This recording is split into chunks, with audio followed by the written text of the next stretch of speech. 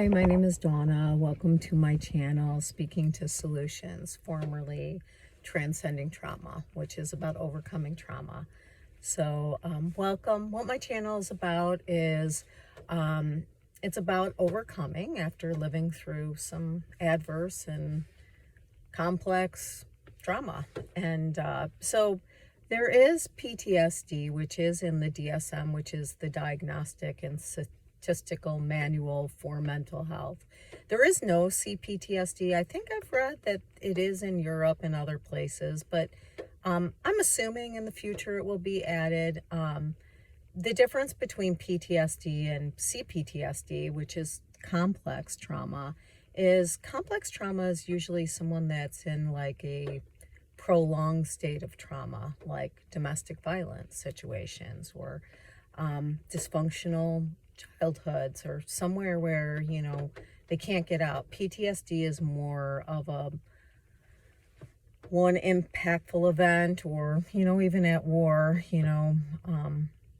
not minimizing it. It's just what the difference is, like going through something for a shorter period of time, that is hell of an impactful event, Often PTSD and CPTSD can be comorbid, which means having them together, like someone can have PTSD from one traumatic, abusive thing, but then also have the complex PTSD from being stuck in a situation where the person can't see their way out. So I just want to talk a little bit about my healing, and I like to share because I hope I help other people, like give hope, share what's worked for me. And like recently someone, shout out to you from my past, has responded to some of my recent posts. I was on a PTSD, I forget what it was called, The War Within, like a Facebook group, and they had a lot of really relatable things, like some that I feel like I'm at a different place in my healing journey, but I still share because they're relatable and I remember them. It's sometimes complicated, and when I share things like that and then I get messages from people like, are you okay? Or seeing people out like, oh my gosh, and it's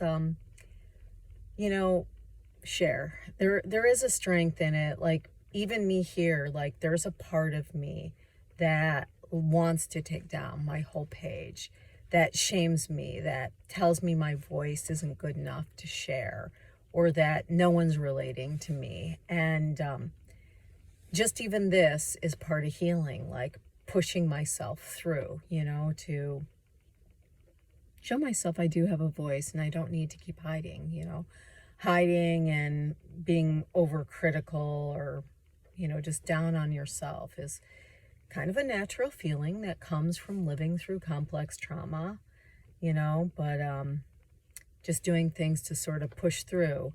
I love this analogy I've seen lately I've seen it on more than one thing. I've seen it in a meme and I've seen it in a video about like thinking of ourselves as a vessel, and we have the things, everyone stores what's happened to them in life. We all do, and when you're like stored with in your nervous system, in your body, in your brain, in your unconscious, when you're stored with these things, with adverse things, of course they're going to come up in your life and they're going to show up in maladaptive ways of being. And what is a maladaptive way of being? It's sharing, wanting to take it down. It's,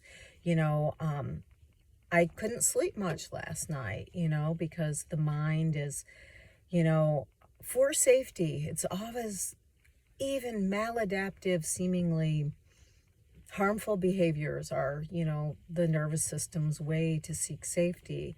Like the brain will ruminate a lot and it fires a lot after going through trauma, and, trying to learn to be gentle on myself and, like knowing I go through these bouts. So like limiting caffeine late at night, trying to come up with a good sleep routine. Last night was a little harder because I worked and then I was a little like riled up from work. So, just acknowledging that and maybe being gentle on myself on those days, not maybe, doing it.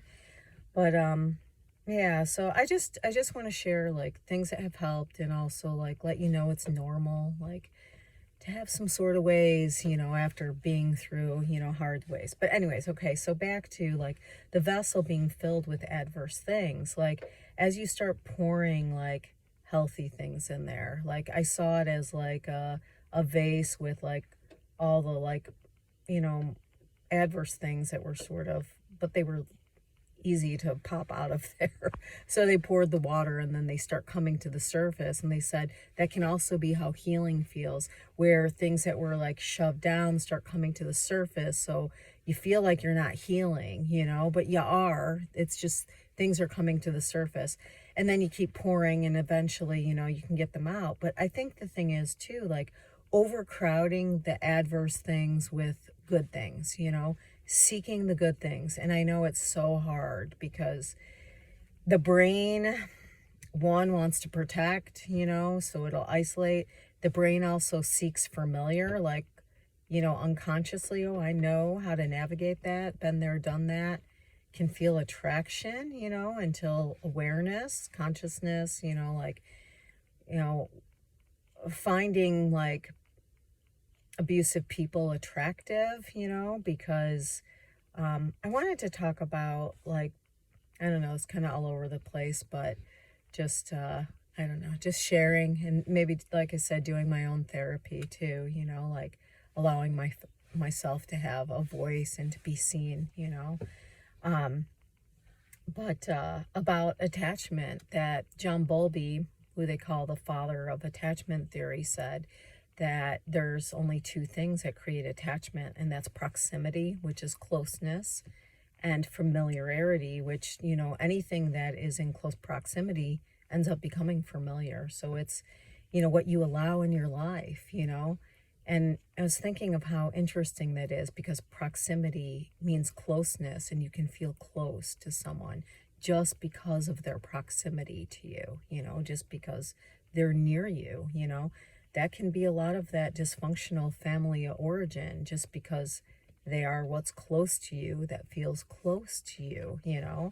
So, attachment is not love. It's a way the nervous system learned to connect, so really being mindful of, I had to teach myself what healthy behaviors look like, what safe people look like.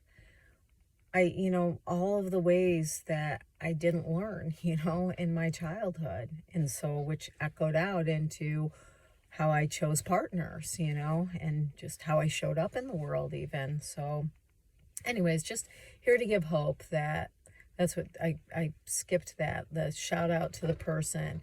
She said, so I had been sharing some of the PTSD, the war within, and she said, I don't see how to ever get out, like of that war within, or those hard feelings, or, just the total life perception, speaking of my own experience. But I want to say that there is an out point. There is. I am proof of it. I am proof of it. I still have my moments. I probably always will, but I relate to them better, and they come less often, and they're less catastrophic to my life. So I guess I'm just sliding on here to give hope. So there is hope. PTSD can be overcome. It can. And it is an injury to your nervous system. It is an injury to your being. But injuries can be healed, And like I said, there might always be some residue there, but you can learn how to better relate to it, and just take care of yourself. That's the most important thing. Don't let anyone call you selfish. Don't let anyone make you think focusing on yourself is something wrong. Just take care of yourself. Be compassionate, be loving. Give yourself those things that you didn't receive from others. Give those to yourself. And once you give those to you and they become your new norm, the people that can't provide that to you, they don't feel familiar anymore. They don't feel close to you. You don't allow them in your proximity. All right, I'll just end with that. Peace out.